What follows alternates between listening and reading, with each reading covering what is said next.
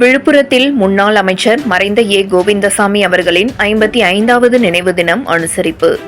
தமிழ்நாடு முன்னாள் சட்டமன்ற உறுப்பினரும் முன்னாள் அமைச்சருமான மறைந்த ஏ. கோவிந்தசாமி அவர்களின் 55வது நினைவு தினம் நிகழ்ச்சி விழுப்புரம் முத்துவேல் லேஅவுட் பகுதியில் உள்ள அவரது இல்லத்தில் நடைபெற்றது.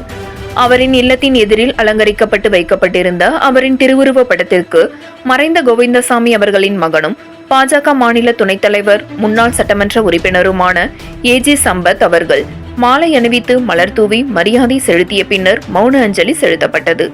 இதில் பாஜகவை சேர்ந்த மாநில துணைத் தலைவர் தங்கவரதராஜ், ஓபிசி அணி மாநில தலைவர் சாய் சுரேஷ், மாநில செயற்குழு உறுப்பினர் தாமரை மணிகண்டன், நகர தலைவர் வடிவேல் பழனி, 28வது வார்டு நகரமன்ற உறுப்பினர், ஒன்றிய தலைவர்கள் தென்னரசு, வெங்கடகிருஷ்ணன், மகளிர் அணி தலைவி பத்மா பழனி உள்ளிட்ட பலர் கலந்து கொண்டனர். 7 Green நியூஸ் செய்திகளுக்காக விழுப்புரம் மாவட்ட செய்தியாளர் எஸ். கலைக்குமார்.